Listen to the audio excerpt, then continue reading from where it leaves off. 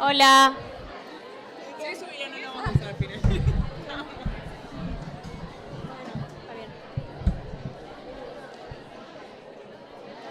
Bueno, vamos a seguir. Seguimos con el CEMIC, el Ateneo de las Chicas del CEMIC.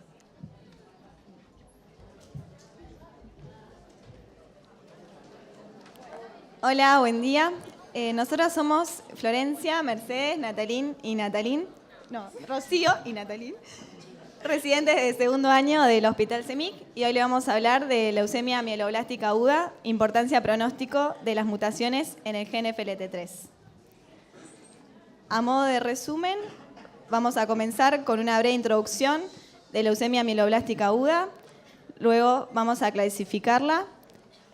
Después vamos a hablar de los marcadores, de los factores pronósticos en LMA, centrándonos en los marcadores moleculares pronósticos. Después vamos a hablar de FLT3, nuestro protagonista. Vamos a hablar de las generalidades, mutaciones, la implicancia clínica, los estudios moleculares y la microscopía. Bueno, las leucemias son un grupo heterogéneo de enfermedades neoplásicas donde se produce una alteración en la relación de los protoncogenes y los genes supresores que culmina con la alteración en la proliferación de las células que posteriormente infiltran en el sistema hematopoyético. Según cómo sean estas células que proliferan, las leucemias se van a clasificar en agudas, en donde proliferan células inmaduras o las células blásticas, y en leucemias crónicas, en donde proliferan las células maduras. Y según el linaje que esté afectado, también las leucemias se van a clasificar en leucemias mieloides o linfoides. Bueno, las leucemias mieloblásticas agudas son neoplasias que resultan de una proliferación clonal de las células precursoras hematopoyéticas anormales, con diferentes grados de diferenciación hacia el linaje mieloide, eritroide, monocítico y megacariocítico. Estas neoplasias infiltran médula ósea y en ocasiones diferentes órganos y o sistemas, causando la muerte por hemorragia y o infección. Lo importante para el diagnóstico es que se requiere una infiltración de blastos en médula ósea de un porcentaje mayor o igual al 20%. Bueno. Las células blásticas son células con alta relación de núcleo-citoplasma y en las... Perdón. Ya estoy ahí mejor. Está bien. Listo. No. Acá. Ok. Bueno, de nuevo. Las células blásticas son células con alta relación núcleo-citoplasma y en las leucemias mieloides agudas hay blastos de diferentes características, con gránulos, sin gránulos, con vacuolas, con pseudópodos, y particularmente hay un blasto particular que es el blasto en forma de taza, que de ahí presenta ese nombre por una invaginación nuclear que tiene, y este blasto se asocia con las mutaciones en el gen FLT3 y en nucleofosmina. Bueno, en cuanto a la incidencia y mortalidad de las leucemias mieloides agudas, esta enfermedad afecta principalmente a los adultos mayores. Según el Instituto Nacional de Cáncer de los Estados Unidos, que estudió a estos pacientes, tiene una mediana de edad al momento del diagnóstico de 67 años.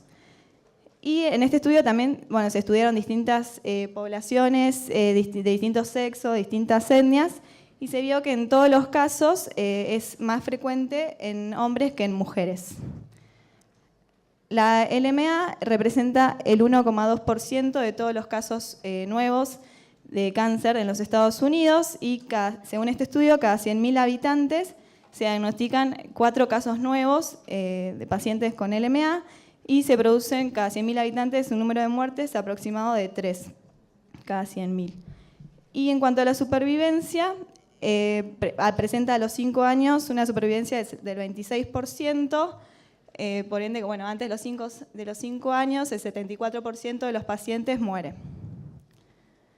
Bueno, las mutaciones de la leucemia mieloide aguda son las mutaciones de clase 1, en donde lo que ocurre es una pérdida de función de los factores de transcripción necesarios para la diferenciación. por ende ocurre un bloqueo de la diferenciación, y este es el caso, por ejemplo, del gen PML-RAR alfa. También mutaciones de clase 2, en donde lo que ocurre es una ganancia de función de las mutaciones de tirosinquinasa, y en consecuencia se produce un aumento de la proliferación, y es el caso, por ejemplo, de FLT3. Y mutaciones de clase 3, en donde ocurren cambios epigenéticos. Bueno, hasta acá hablamos de la introducción. Ahora vamos a clasificar a las leucemias mieloides agudas. Bueno, en los años 70, un grupo de franceses, estadounidenses y británicos clasifica por primera vez a las leucemias mieloides agudas según la morfología de las células y la citoquímica. Y los clasifica en distintos subtipos que van de M0 a M7. Bueno, esta clasificación aún se sigue actualizando, es muy útil, pero a lo largo de los años a la morfología, a la citoquímica, se le fueron sumando otros estudios como el inmunofenotipo, los estudios citogenéticos, los estudios moleculares, y surge la clasificación de la WHO, o la Organización Mundial de la Salud, en el 2008, con la clasificación reciente del año 2016. En esta clasificación agrupa, en un primer grupo, las leucemias mieloides agudas con anormalidades genéticas recurrentes. Se encuentran la LMA con la translocación 821, o antiguamente clasificada por la FAD como M2, la LMA con la inversión en el cromosoma 16, la leucemia promielocítica aguda, la translocación 15-17, o antiguamente conocida como M3. Estos primeros tres subtipos se caracterizan porque en ellos se realiza diagnóstico de leucemia mieloblástica aguda independientemente del porcentaje de blastos. También en este grupo encontramos otras leucemias como la LMA con la mutación en nucleofosmina, LMA con la mutación en CEPA y otras. Después hay otros grupos como son la LMA con los cambios mielodisplásicos relacionados, la LMA, las neoplasias relacionadas a la terapia, las neoplasias no especificadas. En este grupo se encuentran varios subtipos de la clasificación de FAB, los sarcomas mieloides, las neoplasias relacionadas con síndrome de Down. También otro grupo que son las neoplasias de células, las neoplasias de células blásticas, dendríticas, plasmocitoides, y las leucemias agudas de ligaje ambiguo, en donde están las leucemias linfomas linfoblásticas de tipo B y las de tipo T. Bueno. Hasta acá clasificamos. Ahora vamos a hablar del pronóstico, de los factores pronósticos. Bueno, el pronóstico se determina evaluando una población que posee determinadas características, en la cual se va a estudiar cómo fue su evolución. A partir de ahí se podrá estimar los pacientes que comparten estas características, cómo va a ser el resultado de la quimioterapia, luego de la inducción, la tasa de recaída que pueden llegar a tener y la supervivencia. Bueno, los factores pronósticos en LMA se pueden subdividir en aquellos que dependen propiamente del paciente, como son la edad y su estado de salud general, y aquellos que dependen de la enfermedad propiamente dicha, como son el recuento leucocitario, si es una enfermedad remanente, si es una leucemia primaria o secundaria, el subtipo de LMA que presente, el inmunofenotipo, la citogenética, las alteraciones moleculares.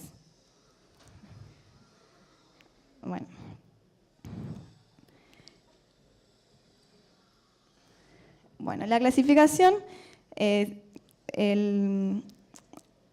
el pronóstico inicialmente tuvo una clasificación en cuanto a la citogenética que permitió dividir a esta población en estudio en tres grupos que fueron los grupos de riesgo: favorable, intermedio y adverso. En el primer grupo tenemos, no sé si se acuerdan, los primeros tres subtipos que yo nombré de la clasificación de la WHO: la translocación 821, la inversión del cromosoma 16 y la translocación 1517. Y estos tres subtipos se caracterizan porque responden muy bien al tratamiento y por eso están dentro del grupo pronóstico de riesgo favorable. Después está el grupo intermedio y el grupo adverso.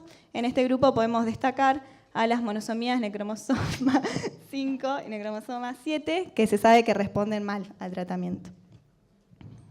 Bueno, hasta acá la citogenética fue muy útil, es muy útil, y permitió clasificar a estos tres grandes grupos, pero sin embargo hay casi un 50% de los pacientes con LMA que presentan cariotipo normal al momento del diagnóstico. Y esto dificulta descifrar su evolución. Por eso, adicionalmente al estudio citogenético, se requiere con mucha importancia el estudio molecular, que de esto le va a hablar mi compañera Rocío.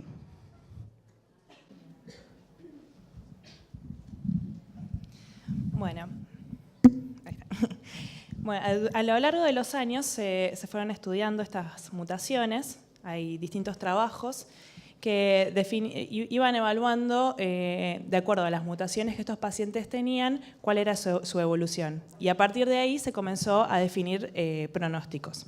Hasta llegar al último update que se realizó este año, donde incorpora a la tabla que previamente les había mostrado Nati, además de las alteraciones citogenéticas, mutaciones o sea, en lugar de alteraciones citogenéticas, mutaciones. Por un lado, se incorporó a la traslocación 821, que se observaba que los pacientes tenían un pronóstico favorable. Se observó que cuando tenían mutaciones en el gen que codifica para el c-KIT, que es una proteína de transmembrana que corresponde a lo que serían las mutaciones clase 2, se observaba que los pacientes teniendo estas dos alteraciones pasaban a tener un pronóstico intermedio. Por otro lado, a pacientes con cariotipo normal, se observó que cuando tenían la mutación de nucleofosmina y la mutación bialélica CEPPA, tenían un pronóstico favorable. Y también se incorporó la mutación TP53, que es desfavorable independientemente de la alteración citogenética que tenga, y en cariotipos normales se observaron que mutaciones del FLT3 y de la citosina metiltransferasa A son mutaciones en cariotipos normales que generan pronóstico adverso. Como habíamos mencionado, los marcadores moleculares pronósticos favorables son la nucleofosmina y el CEPPA. El gen que codifica para la nucleofosmina codifica para una chaperona de 294 aminoácidos, cuya función es el control del ciclo celular. Y estas mutaciones tienen una incidencia del 30%. Por otro lado, el gen que codifica para CEPPA codifica para un factor de transcripción que está involucrado en la mielopoiesis. Y se observa que tiene pronóstico favorable cuando están ambos alelos mutados. Y bueno, la incidencia es menor al 5%. Este es un trabajo que se realizó con aproximadamente 300 pacientes, en el que se observa que los pacientes que tienen mutaciones de CEPPA y nucleofosmina sin tener la mutación del FLT3 tienen una sobrevida mucho mejor que pacientes que tienen otros genotipos. Entonces ahora sí vamos a hablar del FLT3. El FLT3 es un receptor de transmembrana que pertenece a la familia de receptores tirosinquinasa clase 3. De esta familia se caracteriza por poseer 5 dominios inmunoglobulina-like, podemos ver aquí, un dominio transmembrana y un dominio yuxtamembrana y 2 dominios tirosinquinasa. Se observan ahí. El receptor FLT3 tiene 2 isoformas, una asociada a membrana y otra citoplasmática, y se expresa principalmente en células hematopoyéticas CD34. Se observa que a medida que las células van madurando, van perdiendo este receptor. Y su ligando fisiológico se expresa en células del estroma medular. Este gen se localiza en el brazo largo del cromosoma 13, y abarca 24 exones y es de un tamaño aproximado de 100 kilobases. La función normal del receptor primero se va a encontrar cuando está inactivo en forma de monómeros. Luego se va a adicionar el factor ligando, donde se va a dimerizar el receptor, y esto va a generar que el receptor adquiera una conformación que potencie su activación. De esta forma se va a autofosforilar y va a activar distintas líneas de activación, como por ejemplo el JAK-STAT y el RAS. Estas vías impactan sobre la supervivencia y proliferación de la célula. Y por otro lado, también activa a la vía del fosfatidilinositol, que activa el mTOR, que a su vez también impacta sobre la supervivencia y proliferación, y se inhibe la FOXO, que actúa sobre la apoptosis. Las mutaciones más frecuentes que se observan en el gen del FLT3 son las mutaciones FLT3-ITD y las TKD. Ambas mutaciones lo que promueven es la autofosforilación del receptor, por lo tanto va a estar el receptor activo constitutivamente.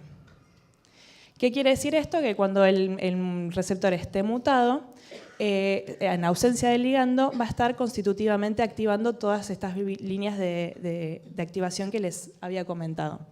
Por lo tanto, va a aumentar la supervivencia y proliferación de las células y se va a encontrar inhibida la apoptosis. El gen de FLT3-ITD corresponde a duplicaciones internas en tándem, que abarca de 3 a más de 400 pares de bases. Esto es importante recordar para cuando luego hablemos de las técnicas moleculares para su estudio. Y las mutaciones se observa que generalmente se encuentran en el dominio yuxtamembrana, aunque hay algunos casos donde se ha observado algunas mutaciones en el sitio de tirosinquinasa 1. Y se sabe que abarca los exones de 14 a 15, también importante para recordar a la hora del estudio del molecular. Y como les había dicho previamente, es un factor de mal pronóstico que el paciente tenga esta mutación. Por otro lado, el FLT3-TKD son mutaciones puntuales que lo que genera es una sustitución del ácido aspartico en la posición 835 y afectan al loop de activación tirosinquinasa y se encuentra ubicado en el exón 20. Su significancia clínica es poco clara. Se han visto trabajos que no determinan concluyentemente si impacta de la misma forma que la mutación ITD, pero sí hay trabajos que demuestran que algunos pacientes son refractarios al tratamiento, con lo cual todavía no se sabe muy bien. La incidencia de estas mutaciones corresponde a un 30% de las leucemias mieloides agudas, por eso también es importante estudiarlas. Entre un 20 y un 25% de los pacientes tienen una mutación FLT3-ITD, es decir, la de mal pronóstico, y el 7% de las leucemias mieloides agudas corresponden a las mutaciones TKD. La presencia de las dos mutaciones ha sido raramente documentada entre un 1 al 3% de los pacientes. La implicancia clínica de las mutaciones FLT3 y TD, que son en las cuales nos vamos a centrar, demuestran que los pacientes que tienen esta mutación tienen un alto porcentaje de blastos leucémicos en sangre, tanto en sangre periférica como en médula ósea, y se asocia frecuentemente a pacientes con cariotipo normal. Y correlaciona con un alto porcentaje de recaída, por eso el mal pronóstico de esta mutación. En la recaída se ha observado que algunos pacientes, con respecto al momento que fueron por primera vez diagnosticados, el número de duplicaciones internas en tándem pueden disminuir o aumentar, es decir, no es algo estable. Y en otros casos se ha demostrado que pacientes que cuando fueron diagnosticados por primera vez no tenían la mutación, pero sí la adquirieron en el momento que tuvieron la recaída. Por lo tanto, se puede llegar a pensar que es un evento secundario a la leucemogénesis. En cuanto al tratamiento, lo principal va a ser directamente el trasplante de progenitores hematopoyéticos, pues se ha observado que los pacientes que tienen esta mutación y reciben el trasplante responden mucho mejor que los pacientes que solamente fueron tratados con quimioterapia. Y por otro lado, es importante detectar esta mutación porque está en estudio tratamientos inhibidores del FLT3. Todavía está en estudio, pero es importante estar listos para detectar esta mutación para esta nueva terapéutica que se está estudiando. Y esta terapéutica, hay distintas drogas que se está estudiando que actúan directamente en el sitio donde el receptor esté mutado. Bueno, habiendo hablado de todo esto, los dejo con mi compañera Mecha, que les va a hablar de los estudios moleculares.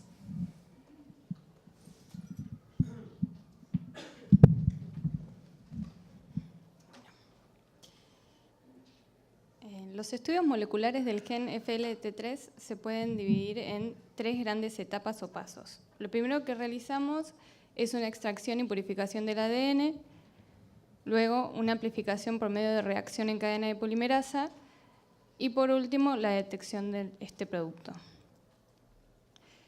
La extracción del ADN puede realizarse tanto por métodos automatizados como por métodos manuales. En nuestra institución disponemos del sistema automatizado MagnaPure Compact, en el que a través de distintos pasos, utilizando perlas magnéticas, extraemos el ADN. Estos pasos incluyen la lisis, lisis, la unión, el lavado y la elución, y extraemos finalmente el ADN y además podemos eliminar los posibles interferentes o inhibidores. Este extracto del ADN es amplificado por medio de reacción en cadena de polimerasa. Como les dijo mi compañera, la mutación ITD suele encontrarse en el exón 15 y 14, entonces lo ideal es diseñar el primer que mapee en esa región. Estos son los primers que son utilizados y es importante saber que cuando el alelo es normal vamos a encontrar solamente un fragmento de 329 pares de bases, y si se encuentra mutado vamos a ver un producto de mayor tamaño, como ya les dijo Rocío, de 3 a 400 pares de bases. Una vez que ya sabemos cuál es la región que queremos amplificar, lo que hacemos es preparar la master mix, que son todos los componentes necesarios para llevar a cabo la PCR. El buffer, los primers y la muestra, obviamente, la Taq polimerasa, y lo colocamos en un termociclador que a través de más o menos 30 ciclos de desnaturalización, annealing y melongación obtenemos el producto amplificado. Este producto puede ser detectado por distintas maneras. Nosotros vamos a hablar de la electroforesis en gel agarosa y la electroforesis capilar, que es lo que realizamos en nuestra institución. La electroforesis en gel agarosa, como saben, es una técnica que permite separar este producto amplificado teniendo en cuenta el peso molecular y la carga del mismo. En un gel de agarosa al 4% utilizando bromuro de tidio.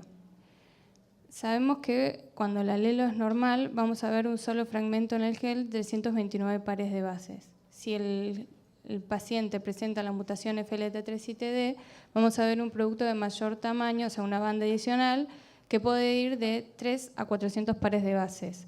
Lo que es importante saber es que este gel tiene una resolución de 10 pares de bases. Entonces, si nosotros tenemos una mutación que es menor a 10 pares de bases, no lo vamos a poder discriminar. Para eso empezamos a utilizar la electroforesis capilar, que es una técnica de separación que está basada en la diferente velocidad de migración de las distintas especies cargadas bajo la acción de un campo eléctrico. Se lleva a cabo en un capilar de sílice fundida de un diámetro muy pequeño, y la detección la realizamos por fluorescencia, ya que utilizamos un primer marcado cuando realizamos la PCR. Es la única diferencia que hay respecto al otro. Está marcado con un fluorocromo.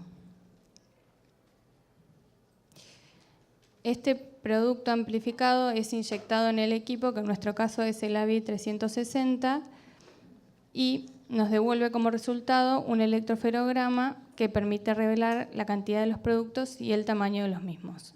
Esto es un ejemplo de un electroferograma. Entonces, como podemos ver en este caso, es un paciente que tiene un alelo normal de 329 pares de bases y un alelo mutado que es de mayor tamaño, de 362 pares de bases. Además, se corre un marcador de peso molecular, que es el que nos permite determinar el tamaño de los mismos, y obviamente se puede ver que vemos distintas mutaciones, vemos más de un producto. Este electroferograma lo que nos permite también es establecer la relación alélica, la longitud de las duplicaciones y ver el número de alelos mutados respecto al paciente, al alelo normal. ¿Qué es la relación alélica? Se refiere al número de alelos mutados ITD comparados con el número de alelos normales y se calcula realizando el área bajo la curva de los alelos que portan la mutación sobre el área bajo la curva del alelo normal o wild type. Además, como les dije, nos permite ver la longitud de las duplicaciones, que es una simple resta entre el tamaño del alelo mutado y el alelo normal. Este es un trabajo que encontramos en el que los objetivos del mismo era verificar el desempeño del análisis por electroforesis capilar para FLT3-ITD, teniendo en cuenta la relación alélica y la longitud de las duplicaciones. Y además, estudiar el significado clínico de esta relación alélica y la longitud de las duplicaciones en pacientes adultos con LMA y FLT3-ITD mutado. Entonces, lo que se vio con un N de 363 pacientes, que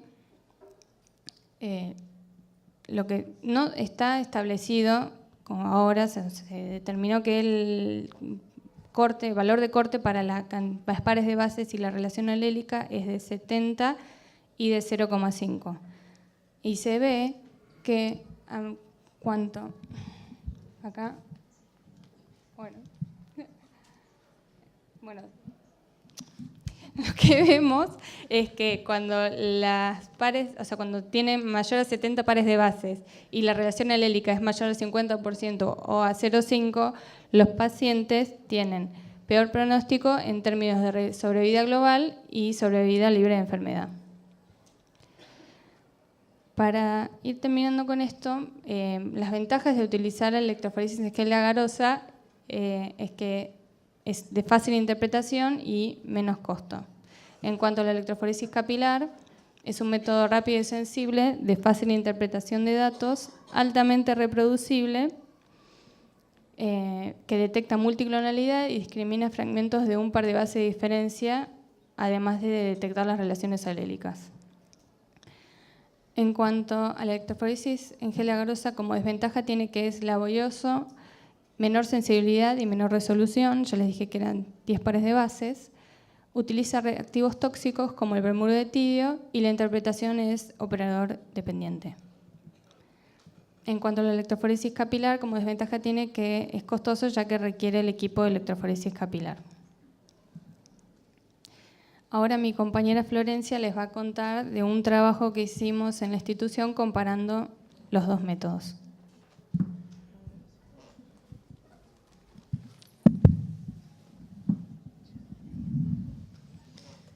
Bueno, buen día. Nosotras lo que les trajimos acá es un trabajo que se realizó en el hospital por el Servicio de Hematología y de Genética, en donde los objetivos fueron comparar los dos métodos de detección de la mutación FLT3 y TD, que contó Mecha hace un ratito, y evaluar si la metodología de electroforesis capilar contribuía al pronóstico de la leucemia mieloblástica aguda.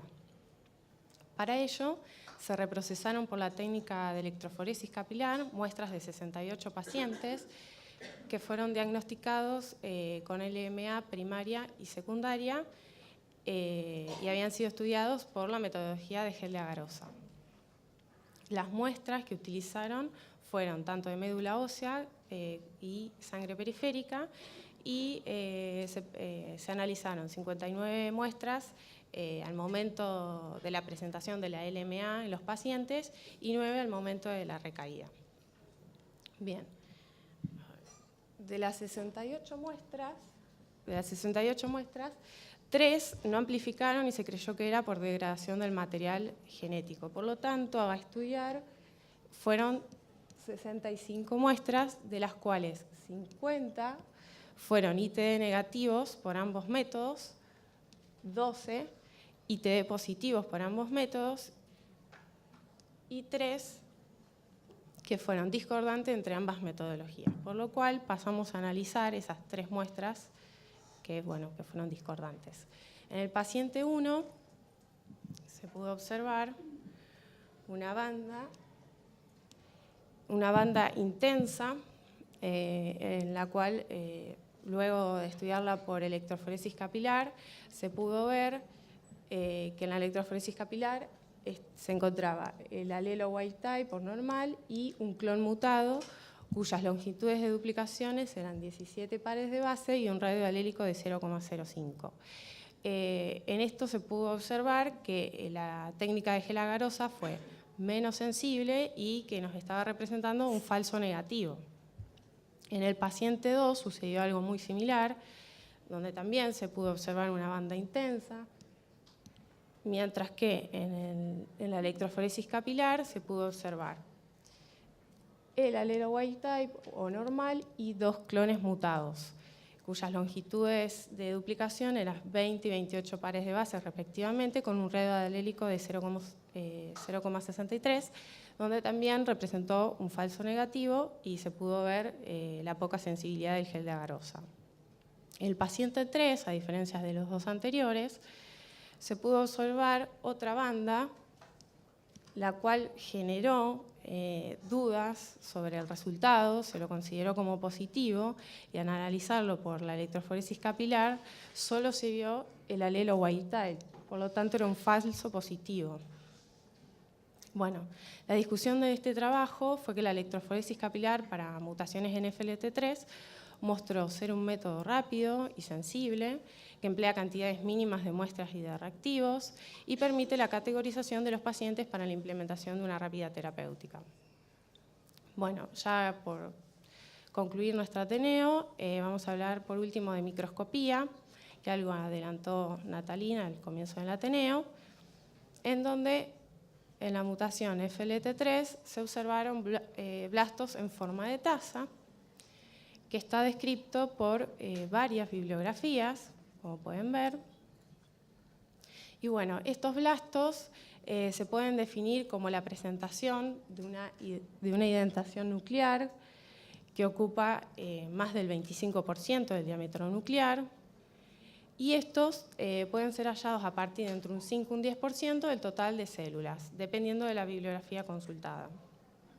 Estos blastos se caracterizan por tener una expresión disminuida del CD34, por tener un cariotipo normal y presentarse en mutaciones nucleofosmina y FLT3 positivas.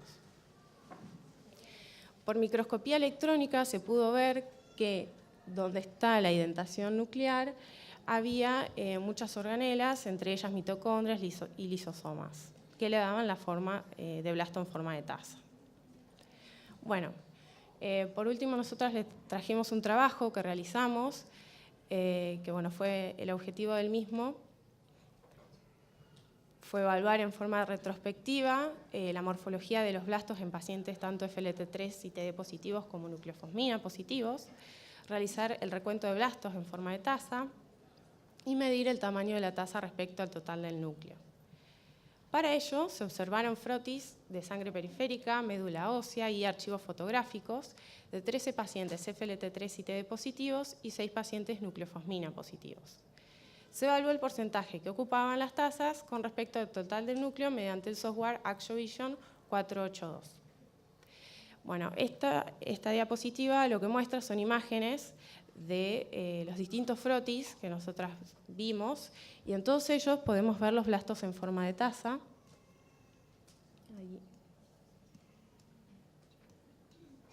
Que, como dije anteriormente, están caracterizados por tener esa indentación nuclear. Bueno, ¿cómo fue que medimos las tazas? Para ello, como dije anteriormente, habíamos usado el programa ActioVision, en donde lo que nosotras hicimos fue circular el núcleo, donde el programa lo que realiza es el cálculo de una superficie del mismo, y así también el de la indentación nuclear. Realizando una regla de 3 simples, se puede calcular el diámetro de la indentación nuclear. Bien, los resultados que nosotras obtuvimos es que se observaron blastos en forma de taza en el 62% de los pacientes FLT3 y TD positivos, 17% en los pacientes nucleofosmina positivos, y en esta tabla lo que nosotras queríamos mostrar es la cantidad de pacientes estudiados el porcentaje de blastos de cada uno de ellos, el porcentaje de blastos en forma de taza de cada uno de ellos. El asterisco refiere a aquellos que fueron analizados mediante archivo fotográfico. Y por último, el rango que ocuparon las tazas. Y se llegó a una media del 18%. Bueno, y las conclusiones fueron que se observaron blastos en forma de taza en el 62% de los pacientes FLT3 y TD positivos, evidenciándose un recuento mayor al 6% de esta morfología en cada uno de los pacientes, que la media observada en el tamaño de las tazas respecto al tamaño nuclear fue del 18% y que fue inferior a lo descrito en la literatura, que como dije al principio tenía que ser mayor al 25%. Y el hallazgo de este tipo de morfología que fue menos frecuente en nuestros pacientes nucleofosmina positivos. Bueno, y como conclusiones finales de este Ateneo,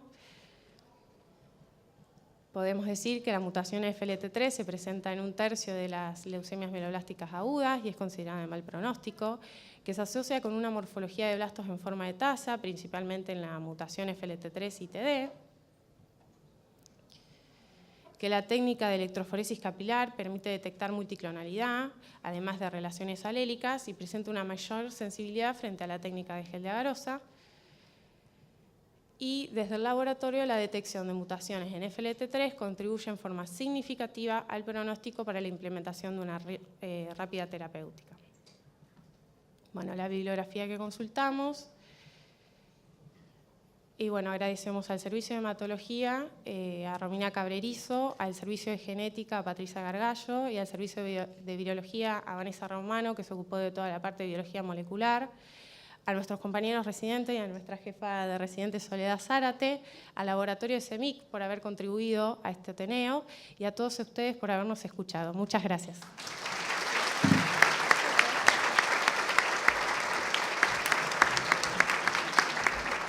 ¿Alguna pregunta? Bueno, vamos a continuar con el Hospital Materno Infantil de Mar del Plata.